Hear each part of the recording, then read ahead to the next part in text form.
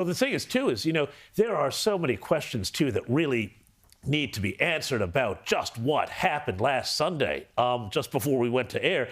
I mean, we are now hearing so much stuff about the Secret Service, what they did and didn't do on the day. And the Washington Post has just dropped this story that the Trump camp had been asking for more Secret Service protection for the former president, and that had been knocked back. So this comes into the context of all of this other stuff. Apparently, the shooter had secreted the weapon on the site beforehand. It was not picked up by a Secret Service sweep. He did a drone. He ran a drone over the site the day of the event, and the Secret Service didn't say, hey, what's the problem? The Secret Service let him in with a rangefinder. The Secret Service had seen him at 5:52 on the roof, apparently, and for 20 minutes, this was 10 minutes before Trump took the stage, they didn't say, let's not let the president out there, and let's let him keep speaking while they had a threat identified. It's far worse than that. He was spotted and identified over an hour before Trump took to the stage and before the shooting happened. And for them not to neutralise that risk, at the very least, tell the president, do not take to the stage until we find out what is happening with this man and we've actually located him and apprehended him. There's a man dead today.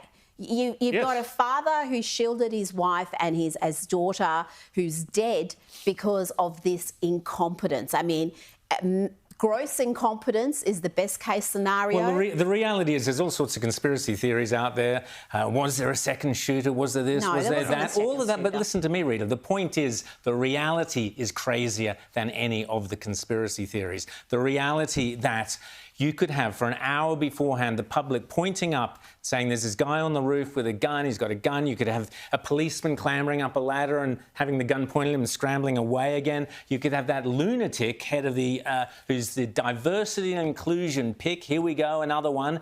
Kim Cheetle, the head of the Secret Service, who says, oh, we wouldn't want someone up on the roof. Secret Service agents is a bit of a slope on the roof. They might slip over. I mean, how could you possibly do it? Day of the Jackal stuff, I mean, come on.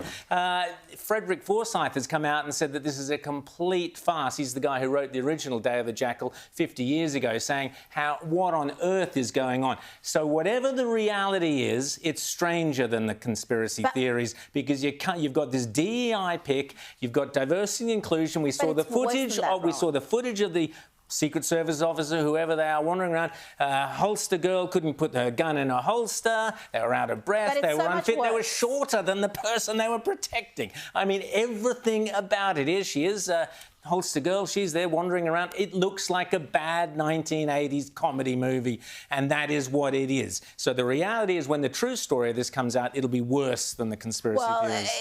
The investigation needs to go beyond the FBI. There's very little faith in the FBI, who have been compromised politically over and over again in recent years, and trust in them is at record lows. There are so many questions we don't know. We don't know really much about the ideology of this shooter, though the FBI has now cracked into multiple devices. They know precisely what his ideology is. Why are they not sharing that? Why? Just simple questions like, which car did he take to the shooting? There's the reports of multiple cars. And I have to say, too, why did his father call police authorities before his son was even identified as the shooter?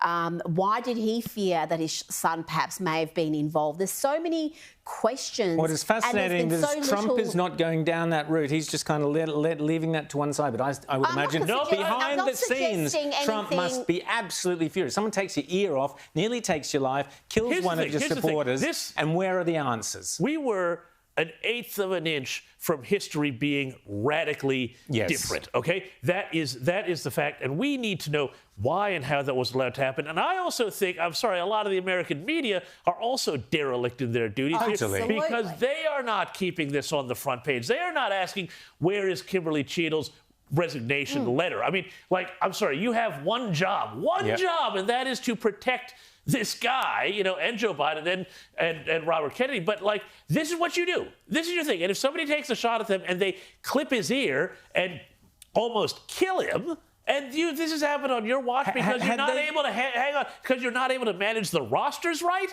allegedly, for your Secret Service people? Come on, that's worse than a joke. And why aren't the press also at the doors of the parents? Why aren't we finding out much more about this kid? Who is he? What were his ties? I simply just find it very strange that this 20-year-old had no social media history, no nothing. The we don't know only anything 20-year-old about in America. Just this cipher. Well, I'm sorry. As I said, one day decides he's going to take a shot at Donald Trump. Okay, but Trump, Rowan, to your point, the thing is about the conspiracy and the screw up. The screw up is almost more scary than the conspiracy. It's crazy because this is where we realize nobody in charge of anything knows what the hell they're doing. Anyway, let's have a quick... the screw-up is the conspiracy. Unless you don't give Trump the resources he needs, that he needs, you don't have the competent people assigned to him because you really don't care about his safety. Well, it's you not really a huge concern. don't want him to be safe would be the obvious conclusion to be drawn from this whole farce, an absolute fiasco. We need answers. I imagine once Trump gets into the Oval Office, we will get those answers. Here's a bit of Trump this morning at the latest rally. Now we have something coming up where they're going to go for the convention, and they have a couple of problems. Number one, they have no idea who their candidate is, and neither do we. So who would you like to most run against if you're us, if we want to win? Ready? Kamala Harris.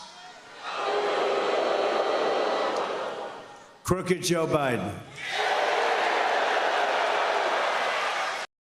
They want That's Joe. Hilarious. That's hilarious. And that is the big question. When is Joe Biden going to stand down? Is he going to stand down? Will it be Kamala Harris? Or will Obama somehow manage to shoehorn Michelle Obama into that spot? There's still a long way to go till the actual election. And that's the big fear.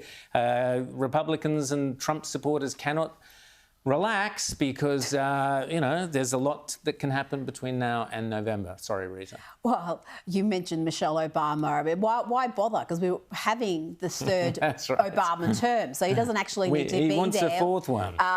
He can, but as long as one of his puppets is and that's been really interesting in the reporting in the last 48 hours about how bitter and angry Joe Biden is because he has been betrayed by Barack and the people he trusted most, the people who pretty much installed him into this puppet role. I mean, no honour among snakes, James. Yeah, no, Rita. I mean, this is the great irony.